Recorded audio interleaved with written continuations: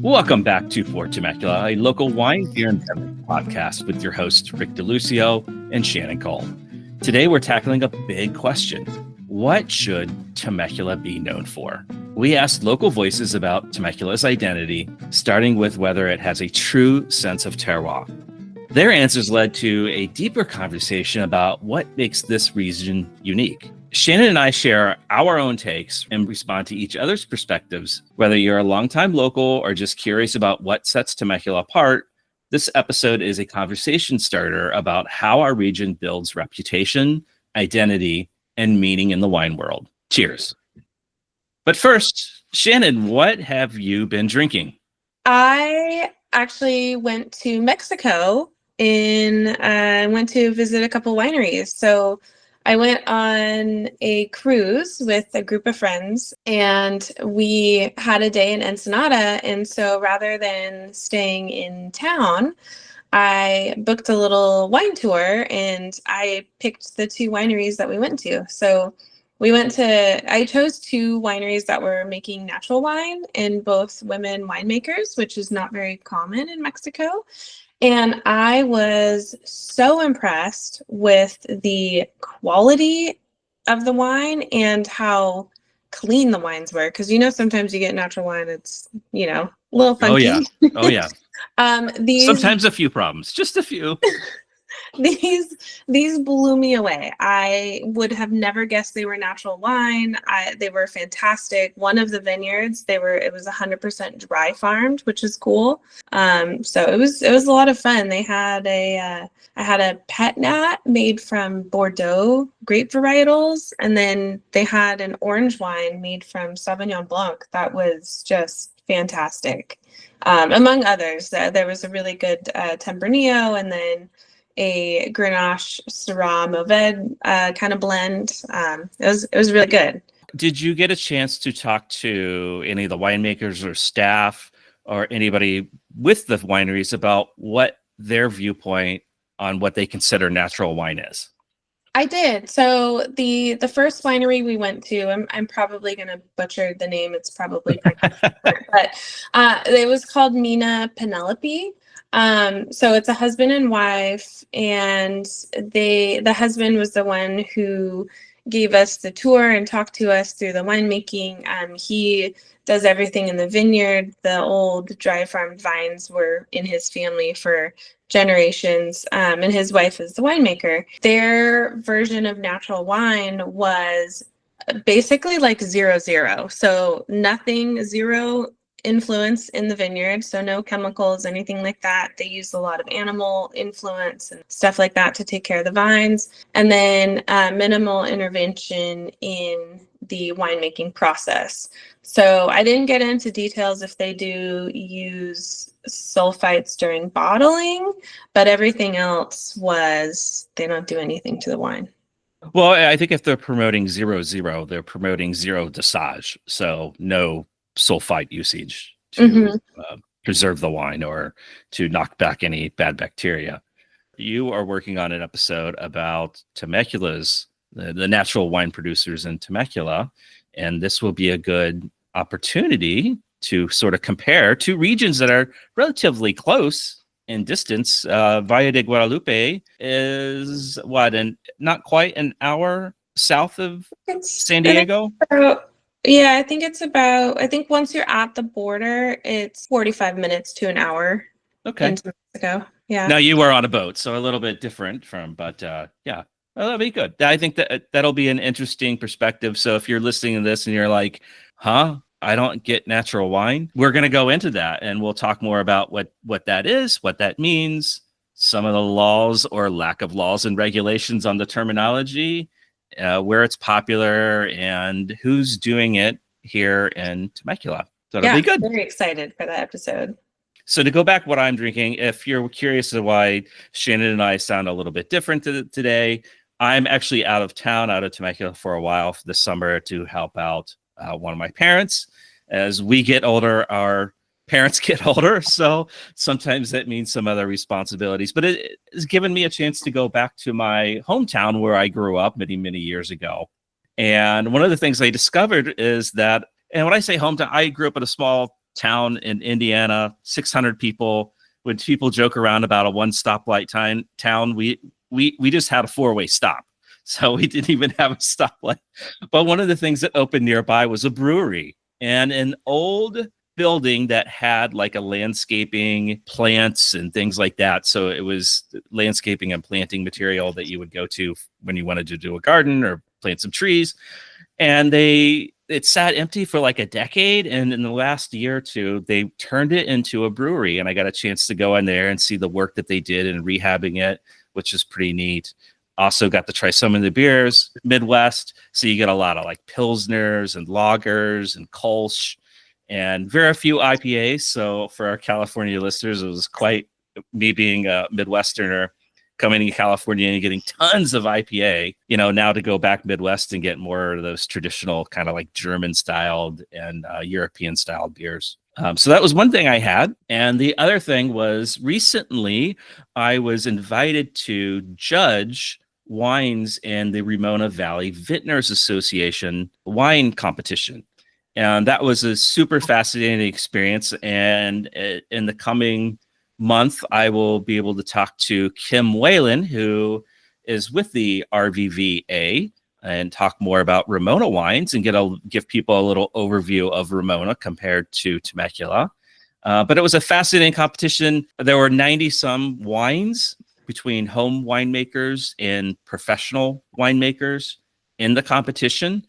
The way it works is that usually you're grouped into a set of judges. So there were 9 judges total. We all didn't taste every single 90. That's not possible. Although it could have been. Yeah, that's a lot of wine, right? But I did get a chance to, our little group, we taste 30 some wines.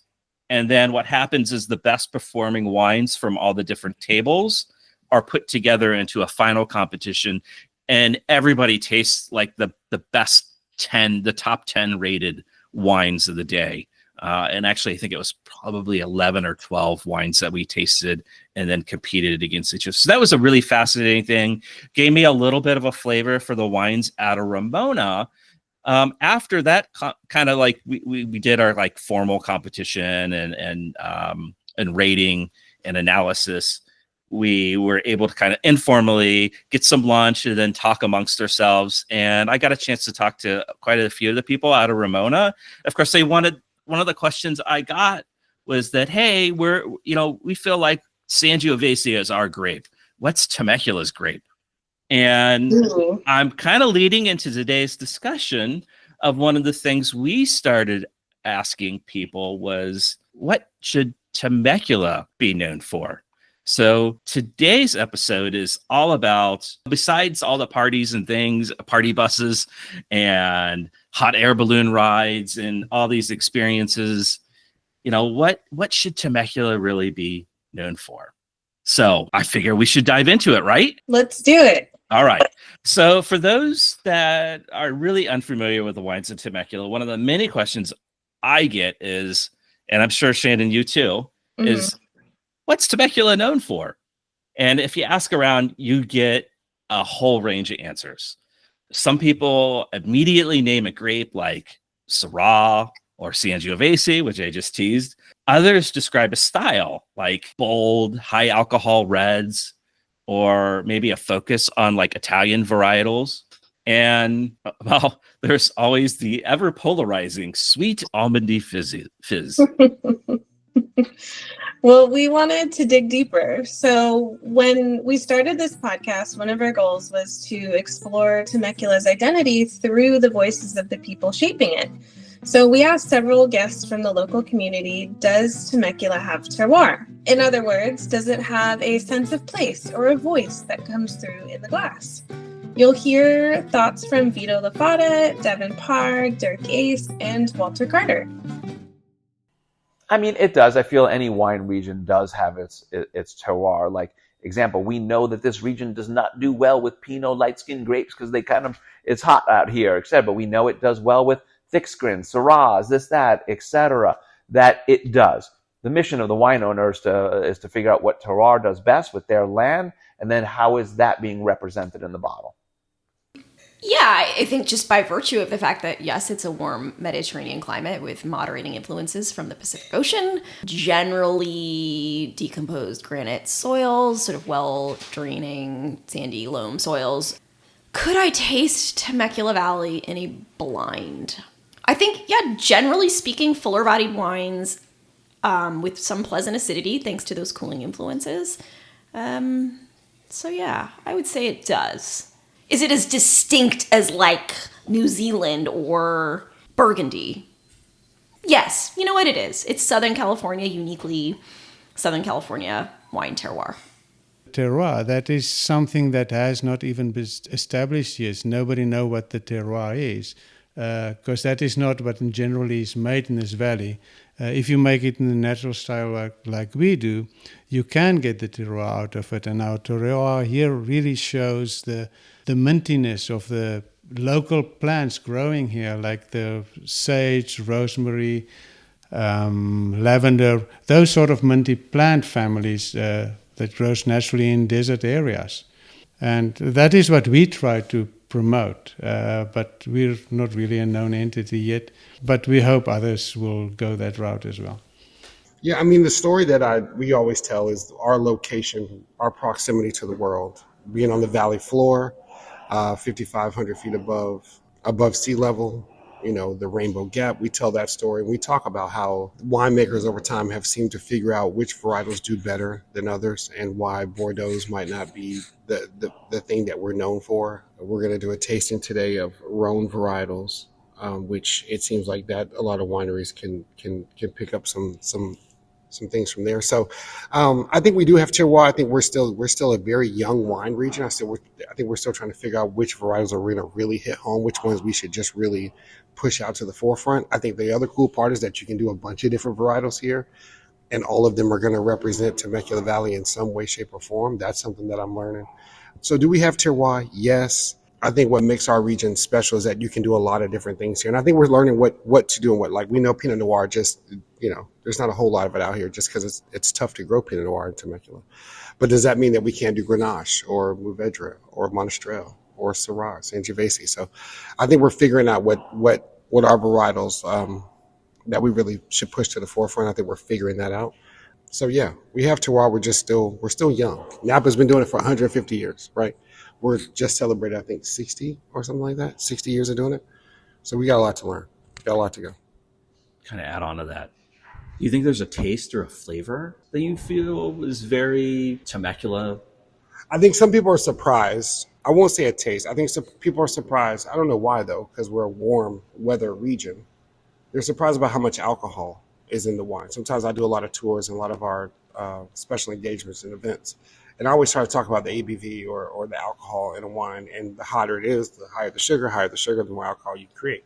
And you can bring it down or up. But Temecula, I think some people are a little bit, in a good way, most times, they're like, oh, this got a little, a glass and a half, and I feel it, right? Well, yeah, you're in Temecula. Welcome to Temecula, But I think for us, I think the whites tend to have that a little bit more fruit forward. They're not as heavy as I think some people would want them to be. And I don't think that this is paint with a broad brush, so not every winery is the same. But I think we have to go with like a commonality, and a lot of the white wines are going to have that light fruity flavor, maybe less tropical, more citrus, right? Because we're surrounded by a bunch of grapefruits, orange groves, avocado. We get that oceanic influence. So, and then the reds, I think, I think it's a little bit all over, right? We get some heavier wines, some lighter.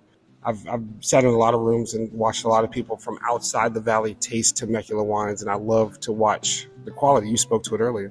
The quality and the style of wines have grown since I've been here in 2012. You watch the Temecula wines almost grow up, and I'm watching people taste them now and go, wait a minute, this is really good wine. I know. That's why I do what I do. But you're watching it grow up, and I think people are really starting to appreciate what Temecula brings to the table. And from there, we took it one step further and asked, what should Temecula be known for?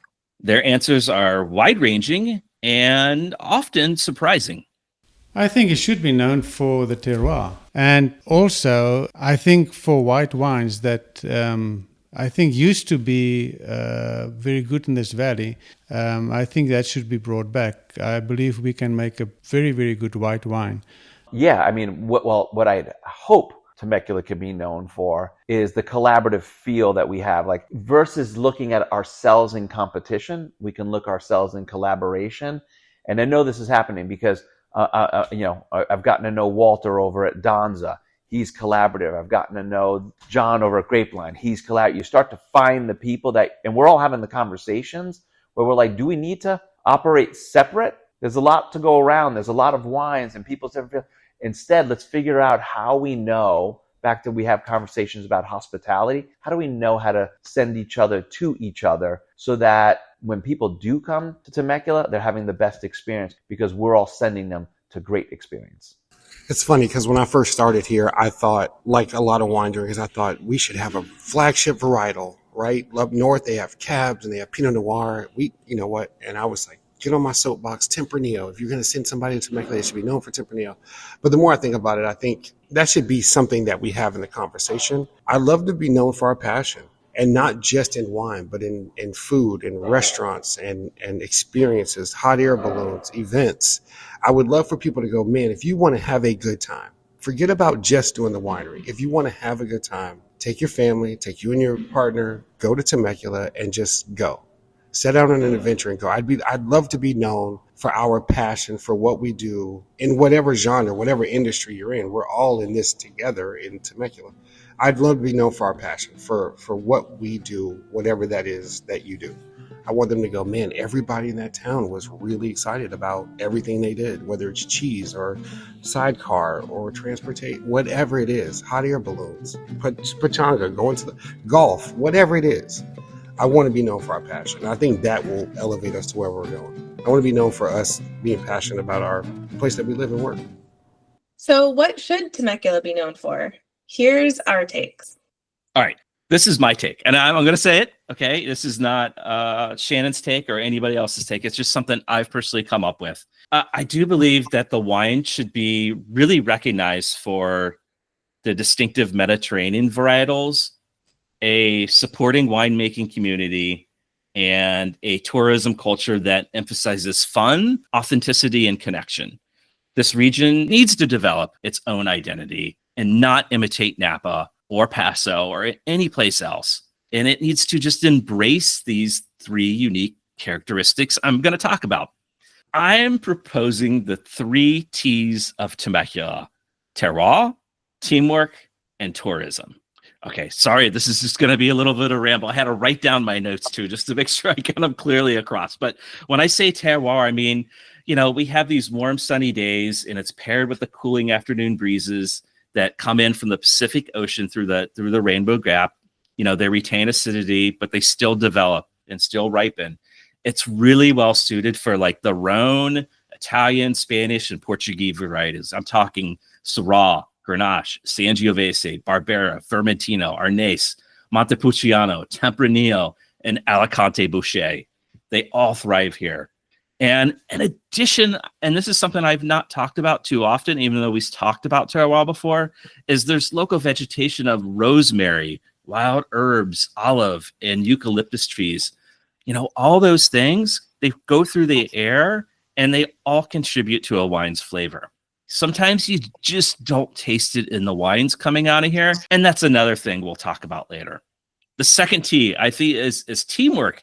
And this is something that came up in a lot of the quotes, was that unlike Napa or somewhere else that's really established, we don't have legacy estates and corporate conglomerates here. We have winemakers and viticulturalists and business owners that, almost always collaborate together because they have to. And whether it's they use shared equipment, there's a real good joint marketing effort for the wines and the region as a whole. There's a lot of co-hosted events, and there's just this mentality and friendly competitive spirit of a rising tide lifts all boats.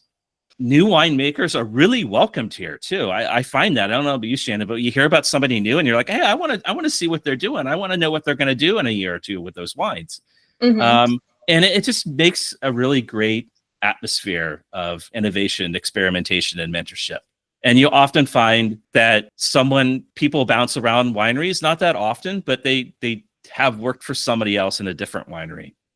And then my last the third T is tourism. And to me, this is inescapable. It's that, the growth has its roots with visitors, and whether it be from wine tasting, weddings, concerts, hot air balloon rides, and resort experiences.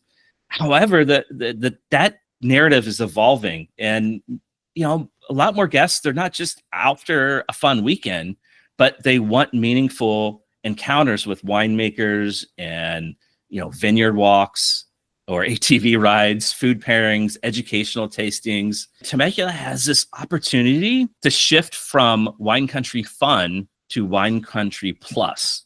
And it's combining that enjoyment of these activities with substance. To kind of go along with that, Temecula's access to tourism allows winemakers to quickly adapt to trends in the wine industry, whether that means increasing or decreasing the production of rosé or sparkling wines, or reducing red grape plantings, or experimenting with new varieties.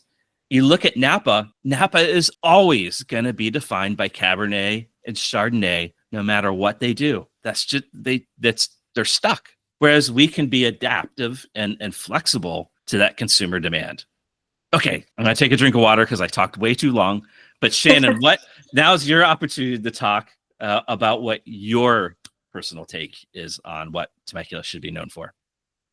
So I think Temecula sometimes doesn't have the best reputation, but I've made it a goal of mine to change that perception because, yes, there are a lot of commercial party wineries, but there's also a lot of wineries who are making really good, well-crafted wines, and they deserve to be represented. And I think that is what Temecula should be known for. So back in 2024, I spent some time in Italy, and specifically in the Montalcino area. So I got to try a lot of Brunello di Montalcino from quite a few wineries. If you don't know what that is, it's Sangiovese made in the town or the vineyards around the town of Montalcino. They have to age it for 5 years, so it's not necessarily a fresh version of Sangiovese, but more of a deeper, complex version. And while I was there, I kept thinking of Palumbo's Sangiovese, which when I came back, I found out they make their estate Sangiovese in the style of Brunello di Montalcino. Came home, I thought it would be fun to do a blind tasting of Temecula wine lined up against some of the best worldwide wines, which kind of snowballed into what I do today. So I've been hosting these monthly blind tasting wine dinners for over a year now, and we taste 4 different wines of the same grape variety. At least 2 of the wines will be from regions that kind of made the grape famous, kind of where it comes from, who's doing it best. Then I'll include 1 from Temecula and 1 from kind of a random lesser known region. So the very first dinner we did was Merlot. So we did Merlot night. I had a $100+ dollar bottle of Merlot from Bordeaux. And then I had a Merlot from Sonoma, 1 from Slovenia, which was the random. And then I had Palumbo's Merlot from Temecula. We blind tasted them, rated them, tried to guess what was the most expensive. And Palumbo won by a landslide. It's amazing how many people are surprised when the Temecula wine wins. And I tell them it's because I found the best wines from the best winemakers here. So Botaya's Rosé won on Rosé night. We all guessed it was the fancy one from Provence. Palumbo's Estate Sangiovese won Sangio night. I would have bet money that it was the Brunello. Lorimar's Zinfandel won Zinfandel night. Ronzoni's Barbera won Barbera night. So these are the wines that Temecula should be known for. I think what you're saying is that really Temecula should be known for quality of the very best wines, I think. Correct. Yeah. I think everybody would want that. How do you replicate something like that when, say, like production is really low? I'm trying to think about Palumbo's production numbers, but generally they're they're really limited, like, 50 cases, which comes out to 600 bottles of wine, sometimes up to about 250 cases.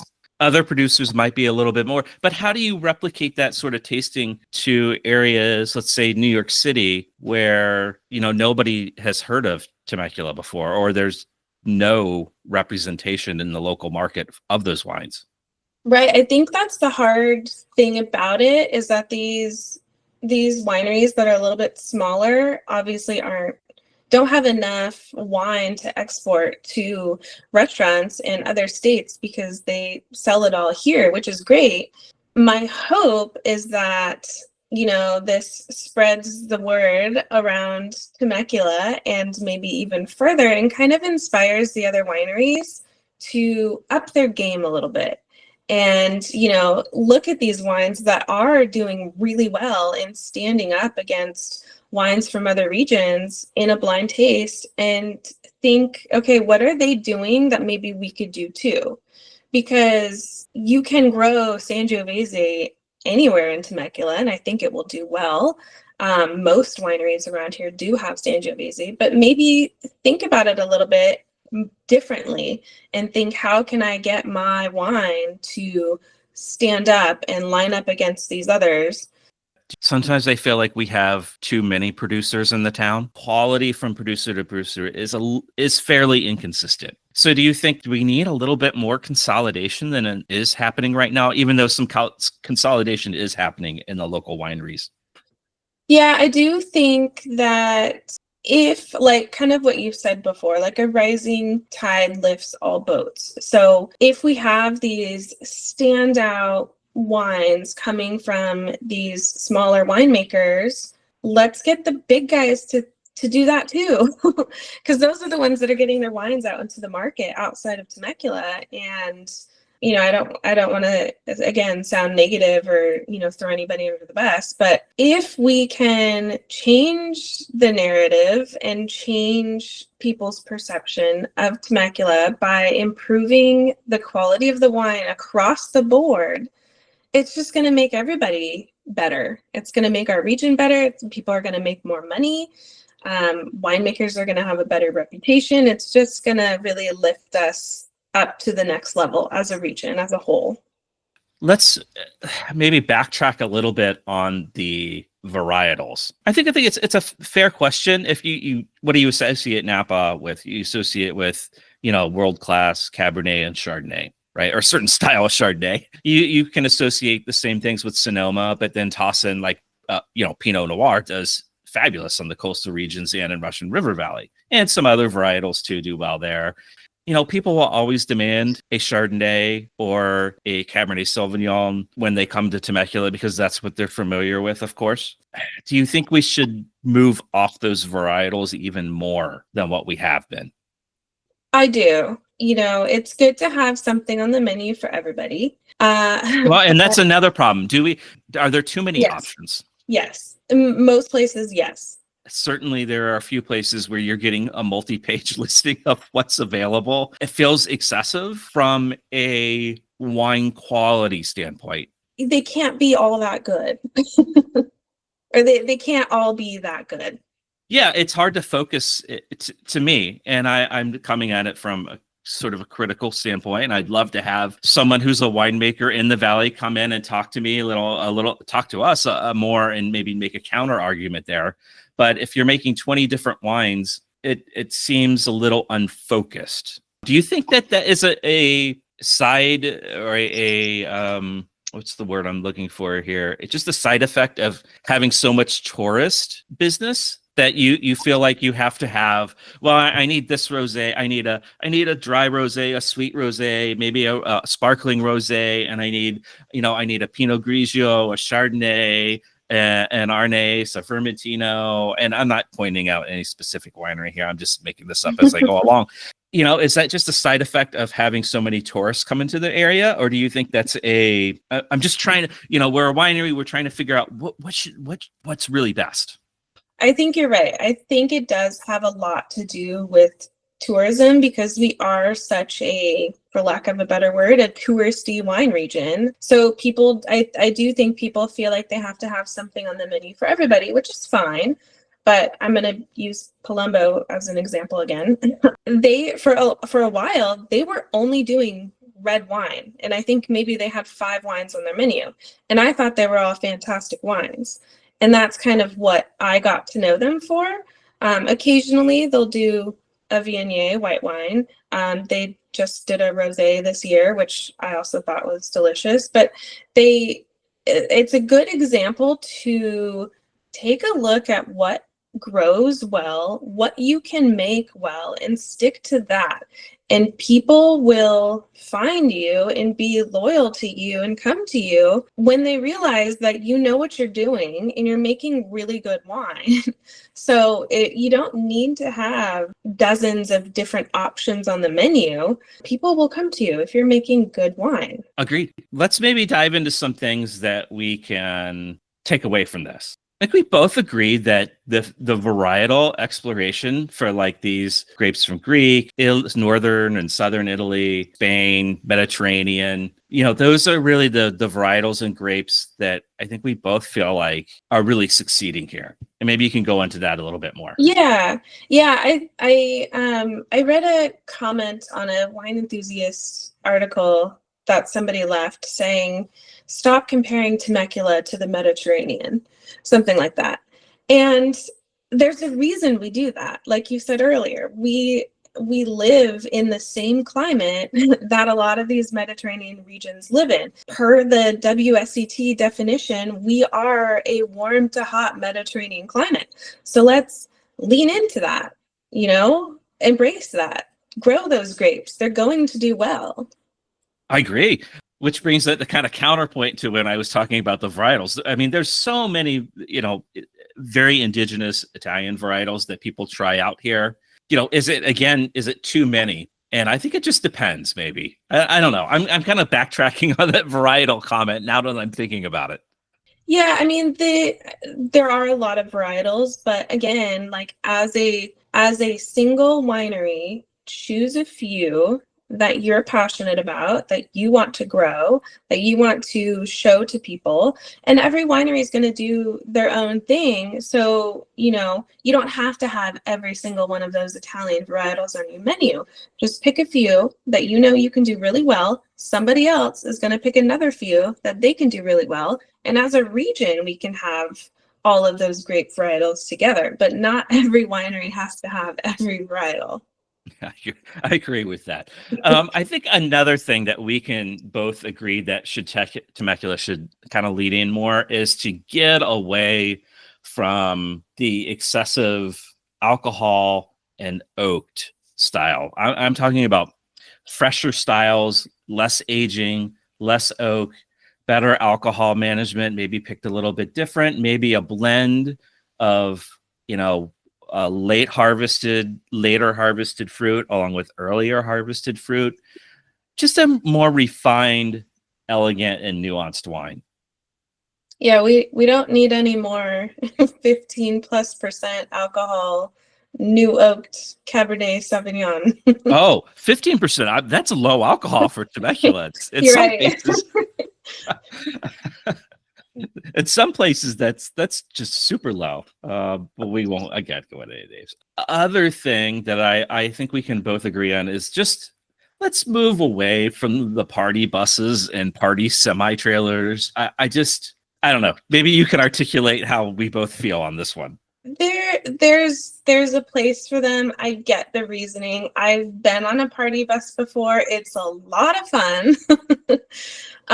But I think it would be really great if there were more smaller tours, somebody driving you around in their car, taking you to a couple of wineries that are maybe not on the tourism guide of Temecula, showing you off the beaten path wineries. It doesn't have to be huge buses and kind of another thing, like you said earlier, like a wine experience, like an educational experience. We need more of that. We do. I'd love to see that. I too would love to see people lean into that a little bit more. And I'd love to see the promotion from the region of those kind of tours, because I just don't see it. They do have the SIP pass, which you get a little card and you can go to a number of participating wineries and do tasting, and it does cut down on your tasting expense. I'm not sure what the cost is people, if you want to go online and Google it, you'll probably find more information that I'm talking about now. To me, that's a different type of, you're promoting people drinking and then driving. I think that's a tough thing for me personally. I'd like to see less promotion of that and more promotion of those smaller tours. Yeah, I also think it would be great if we had some sort of public transportation that does take you winery to winery and maybe does a couple of stop-offs, by the hotels in Old Town or, in areas that people live. I agree, Shannon. I totally agree. And there's a lot of people in this town that live here, like we do, that agree with that as well. I don't know what the politics of that are. I have my own theories. I'm not going to go into them on here because I don't want to annoy anybody or upset anybody or come back too financially hot. So we'll leave it at that. Okay. What does Temecula need? More marketing, varietal, winemaking, consistency, terroir expression. What would you like to see more of? I really want to see more consistency and not that, sure. and I don't mean that everybody needs to be the same or making the same wine. Consistency and quality. Yes. That's what I want to see. I wish that I could do my, wine dinners on a much bigger scale because, my house, I can only host 20 people. I know. Oh, wait, are you? Shannon's going to go to everybody's house now and do these private wine tastings. Yeah. I mean, I would love to do that. So, if anybody wants to hire me, reach out. Yeah, no, for sure. Yeah. We'd love to do something like that, of course. Yeah, I just think it would be nice to kind of get the name out into, places that maybe don't know about us or maybe have a different, preconceived notion of us. And, here, taste these 4 wines. I'm not going to tell you where they came from. You pick your favorite. And again, like I've said, at these wine dinners, it's always fun when people are so surprised that they've picked the Temecula wine.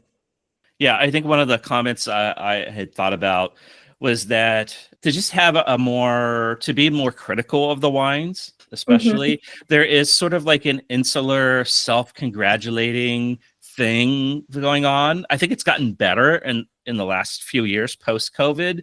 Definitely before COVID, I found that site, they were always defending the wines, saying, well, we're just up and coming, and we're trying to be Napa. It'll get better. But there didn't seem a real push into the last few years that taking in the outside criticism to make wines of a better quality. I like to see more of that. The other thing is that, I like to see, the marketing side of Temecula has really leaned into the experience side of coming to wine country. Yeah, we can do all that stuff, but I'd like to see it matched with the quality too. I'd like to see the quality matched with the experience side, because at the end of the day, this is wine country. It's not experience country. Right? Or I'd like to be able to tell people, like I always joke around, like, hey, if you want to go out to the wineries and have some fun, and there just so happens to be some wine there as well. I like to say, instead of saying that, I like to say, yeah, you can go out, have some wine, some good wine, and have good fun. Yeah, I agree. And the other thing I thought about after having done the Ramona Valley Vintners Association Awards is Temecula does not have an awards program. And I don't know why we don't. I know I thought about in the past where we could get to start my own awards program, but it's a little cost. We need a sponsor, because I don't think we should be financing going out and buying 1,000 Temecula wines to do that. It's a little cost prohibitive. Somebody sponsor us. We're ready. Right. But it would be fun to do a rosé sponsored contest where we find the best Temecula rosé, which would be a little less cost prohibitive. But just to do that again, I don't know so much the history of what's been done in the past in Temecula, past 5 or 8 years. Whether or not there was a judged awards program and that just went by the wayside for whatever reason. But it would be pretty neat to see something come back. and bring in outside judges and have them evaluate the wines and award the wines. I agree. I love that. I think we should do this. I'm going to find us a sponsor. That's right. Okay, excellent. Any sponsor, I don't care. It could be any spot. Well, within reason of good taste. I think to wrap it up, I think we've done a pretty good job of talking about how other people in the local industry interpret what Temecula should be known for. We each have our viewpoints of what Temecula should be known for. I think we want to encourage anybody out there, whether or not you're on Instagram or other social media, or if you just want to call into our speak pipe, that's always out there. But we would absolutely love to hear your thoughts on what you think Temecula should be known for. Shannon, is there anything else today? No, I'm good. Just drink responsibly and Temecula, let's make great wine together. Yeah, so we should plug upcoming in the coming weeks, Shannon and our new guest host, Kylie, are going to be doing a rosé educational tasting. And I think you ladies are going to have a lot of fun doing that. Yes. So don't drink too much, drink responsibly. And after that, we have some upcoming shows and we will put them out there on social media. But as always, again, if anybody out there has ideas for us, feel free to, call into SpeakPipe or just send us an email or DM on Instagram is really the way to go. On that note, we will say, have a great day and cheers. Cheers. Before we wrap, I just want to quickly address one of the biggest knocks Temecula wine gets online and in person: price for quality. Some wine enthusiasts scream, "It sucks," and it's not a good value for the money. But even I had to learn that hot take often overlooks context. Temecula isn't built for mass production or discount shelves. These are small lot wines grown and made locally with California land and labor costs, and that comes with a big price tag. Shannon and I both understand pricing from a global perspective. Would we like to pay less? Hell yeah, of course we would. We'd like to see the pricing come down, as we both feel it's gotten excessive on quite a few offerings. But you're not just paying for what's in the bottle. You're supporting a passionate community and a region that's still defining itself. And yeah, like any region, quality, consistency, and price vary quite a bit. But to say Temecula wine isn't worth it across the board, that's pretty fucking lazy. When the wine is good, and there's more and more of that in the time that I've tasted local wine, it's not just a bottle. It's a piece of place and passion for the people that are involved in that process. And that's what great wine is supposed to be. Value, that's for each of us to decide. Thanks again to our guests on this episode, Vito LaFata, Devin Parr, Dirk Uys, and Walter Carter. If you enjoyed this episode, be sure to subscribe to Pour Temecula and leave us a review. It really helps keep the conversation going. Follow us on social media for behind-the-scenes content and updates on upcoming guests. Until next time, keep exploring, keep sipping, and cheers.